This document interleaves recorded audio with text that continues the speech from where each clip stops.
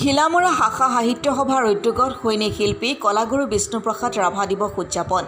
সমগ্ৰ ৰাজ্যৰ লগতে আজি লখিমপুৰ জিলাৰ ঘিলামৰা উচ্চতৰ মাধ্যমিক বিদ্যালয়ৰ প্ৰেক্ষাগৃহত ঘিলামৰা শাখা সাহিত্য সভাৰ উদ্যোগত তথা ঘিলামৰা উচ্চতৰ মাধ্যমিক বিদ্যালয়ৰ সহযোগত উদযাপন কৰা হয় এই বৰ্ষৰ কলাগুৰু বিষ্ণুপ্ৰসাদ ৰাভা দিৱস। পুৱাৰ ভাগত ৰূপান্তৰ প্ৰয়াসী মনীষা আজন্ম বিপ্লৱীজনৰ প্ৰতিচ্ছবিত মাল্যৰ্পণেৰে সশ্ৰদ্ধ প্ৰণিপাত জনোৱাৰ পাছত দুপৰীয়া ঘিলামৰা শাখা সাহিত্য সভাৰ সভাপতি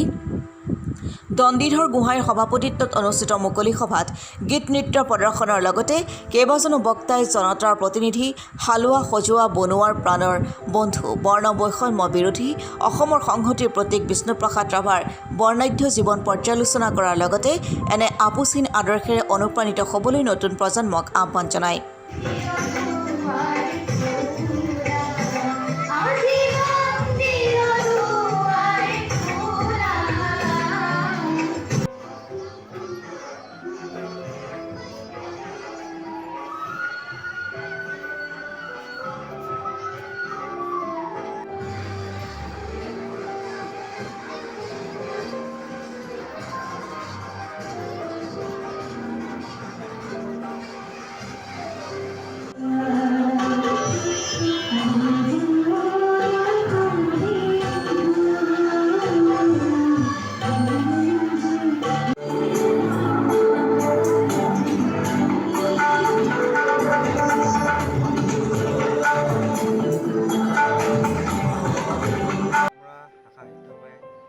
আজি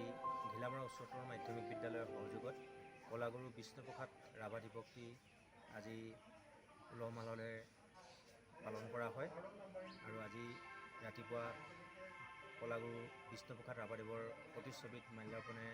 কাৰ্যসূচী আৰম্ভ কৰা হয় আৰু ইয়াৰ পাছতে কবিতা আবৃত্তি আৰু দলীয় সৃষ্টিমূলক নৃত্য প্ৰতিযোগিতা আয়োজন কৰা হয়। ইয়াতে কেইবাখনো বিদ্যালয়ৰ ছাত্ৰ ছাত্ৰীয়ে অংশগ্ৰহণ কৰে আৰু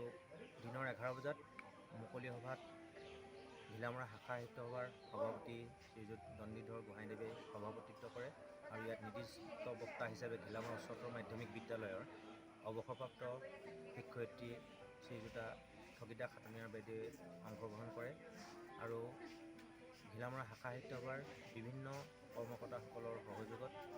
আজি অনুষ্ঠানটি খুব সুন্দৰভাৱে আয়োজিত হয়। লখিমপুৰৰ পৰা বিকি দাসৰ ৰিপৰ্ট, অসম টুডে।